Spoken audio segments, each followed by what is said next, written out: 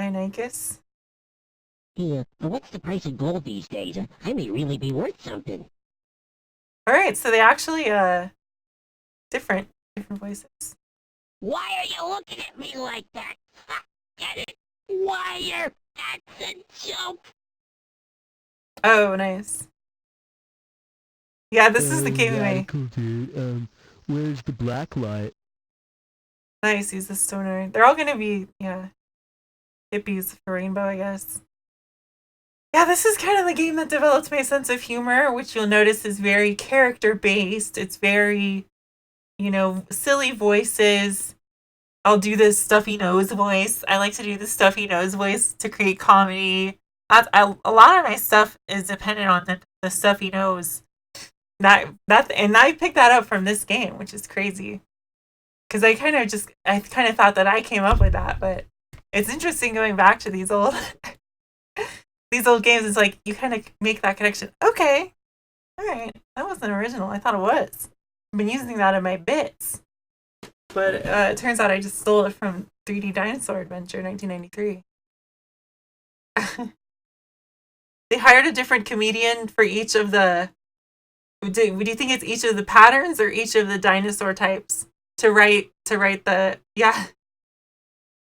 They had like Howie Mandel. Howie Mandel wrote the Deinonychus comedy lines for each one of the patterns, and then they'd have like Paula Poundstone wrote like the Pteranodon, the writing for the jokes for all the Pteranodon patterns. They just brought in some amazing talent, and that's why this game holds up so well. Almost 2 decades later. Yeah, right. Okay, come on, let's go. No, wait, it's been more than, it's almost 3 decades. Oh my now God. give me back my skin. Come on, that's right, you heard me. Give it back. Come on, give me back my nice green scaly skin. Come on. Hey, you hear me? Did you hear me? Where is it? Where'd you put it? Huh? Come on. Hey, anybody out there? Give it back. Come on. Please? Will you please? Hello?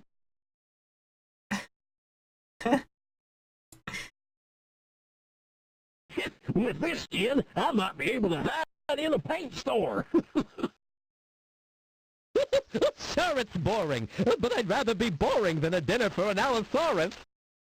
Oh no. I knew you were, I figured I you. suddenly feel silly. Edwin voice is great for checkerboard. Yeller, I pegged you as a Marvel fan, which is pretty surprising to me. I kind of figured that would be your school of comedy. You like how there's schools of magic and Elder Scrolls. There's like restoration, illusion. I would say each of the patterns in 3D Dinosaur Adventure is like a school of comedy. And I would have said, Yeller, you're like a Marvel. You're like a major in Marvel style comedy. It's a cute dinosaur. Would you mind giving my tail a quick polish? It looks smudged. Huh? What'd you think of that one? What'd you think of that one? It was, how many jokes can you make about Marvel, right?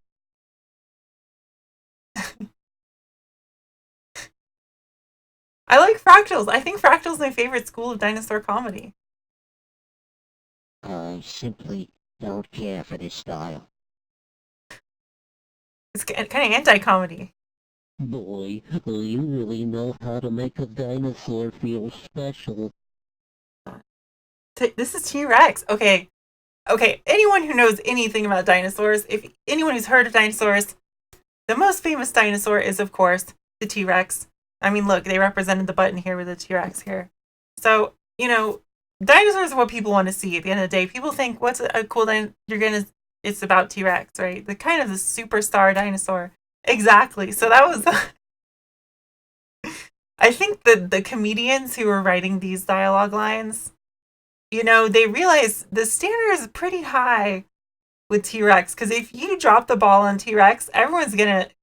You know what I mean? All eyes are on you when you step up and here's my T-Rex comedy. Yeah, exactly. The T-Rex is the one where it's gotta be a home run or else you're gonna get it, right? Because people just feel so strongly about the T-Rex. It's like such a huge, important dinosaur to so many people. So, let's hope they do it justice. We'll see. Crazy, man. Crazy. Crazy man. Crazy. Marvel's gonna be great. Yeah, I mean, it's more of a serious dinosaur, and that's why we love him. But all the same, this is sort of a comedy exercise. And my expectations are be the T-Rex of comedy. Make me laugh as much as the T-Rex would normally make me fearful. Crazy man. Crazy, man. Crazy.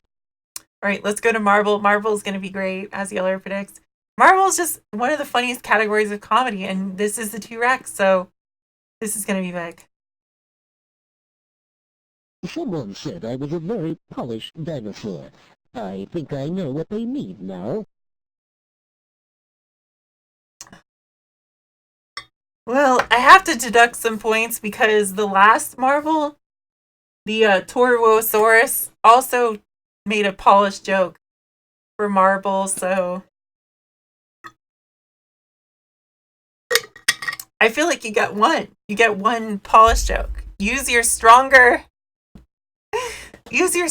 polished joke on one of them, and then you have to come up with a different one. You can't just do two polish the marble jokes, because I mean, I know there's not a lot to say about Marvel, but I'm sorry. It's just kind of hitting the same note for me, and that's why I'm kind of slipping into my like Michael Kors Project Runway Judge sort of impression, you know. And it lost points for me with the reference to polishing. It's like I've seen polishing jokes. I love polishing jokes, but I've seen them. And so I was hoping you would give me something a little different with this challenge. And you gave me the same exact thing that the judges have been telling you. You want to see something else? You gave us the same thing again.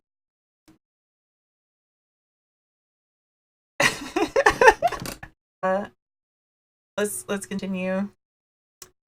Okay, so now we're on to checkerboard, and checkerboard has been pretty solid. I would say it's in my top 2 styles of comedy so far. How would you feel if I dressed you up like a tablecloth? All right, so here's my take on that. I think the thing is, a lot of times when you give a dinosaur checkerboard comedy to work with, their mind goes straight to, I don't like it. I don't want to be wearing this. It's embarrassing. So we've gotten a lot of embarrassed dinosaur jokes with checkerboard pattern. But here's the thing, as Yeller said, with T-Rex, you gotta bring it. You gotta be on your A game for T-Rex. And I feel like they weren't here. I feel like they weren't. How would you feel if I dressed you up like a tablecloth? Because to me, I kind of I drooled on myself a little bit, as I often do when I'm evaluating comedy. Yeah, it does look like a tablecloth, and I guess the comparison is there. But for me, it just kind of hit the same sort of, it's sort of, let's say it harmonized with the previous jokes about the being embarrassed about checkerboard. And it's just kind of like, what signal does that send to little kids? That being said, I do the comparison to the tablecloth.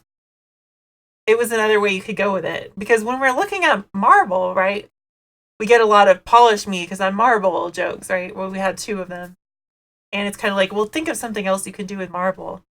And I do have to give them props here for checkerboard. It was like, this one looks like a tablecloth. The last one looked like, they'll do a chessboard joke. Like they have different things where they take it, given the checkerboard thing as like a springboard. We're all like, the thing with the host was they had to find adults who are still in their dinosaur phase, which is very hard. So they had to pick people like me who are like drooling all over themselves and stuff, because we just were born with this rare condition where we're in like a perpetual dinosaur phase into our 30s. It's just something I was born with, and at this point I just kind of embrace it, right? Because after all, we all love our dinosaur phase, and I feel like there's so many people I meet who are like, I think you're lucky. Like, I wish I was still in my dinosaur phase. I wish I was you, and I would trade places with you if I could. And I hear that, and it just kind of warms my heart, because, I don't know, it does make me feel a little better. Because there are days, I have my days, right, where I'm not going to lie, yeah, it's hard to get out of bed, and I think, oh my God, I'm 30 years old now. And it's like, okay, I'm going to have another day in my dinosaur phase today.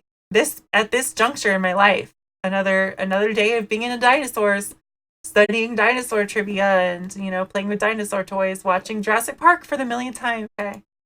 Now let's move on to Fractals. Okay, I'm very excited for Fractal. Fractal has been my favorite school of comedy so far, I'm pretty sure. So I'm very excited to hear this is T-Rex again. So let's hear that slam dunk.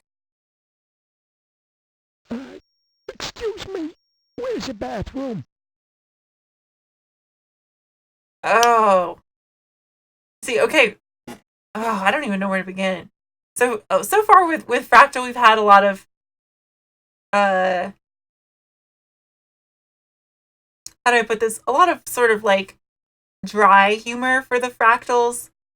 But for this one, it's so uninspired. They're like, well, this is a yellow fractal. And what else is yellow? Urine. So let's do a urine joke for T-Rex, the god of dinosaurs, and Fractal, the funniest kind of joke. Yeah, let's just go with urine for the T. Oh my god. That feels like a slap in the face, not just to me, but also to T-Rex fans everywhere. Ugh. I was sort of on the fence about that. Gold! I'm made of gold! I can't believe it!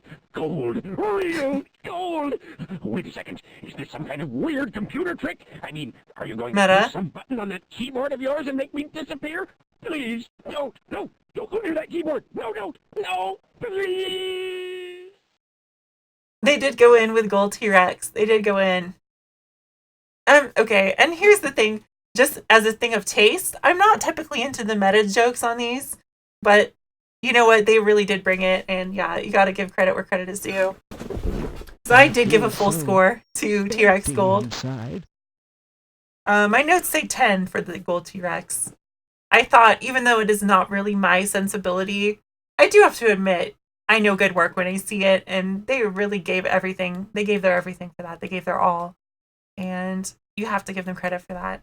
Even if it's not a joke that you would laugh at.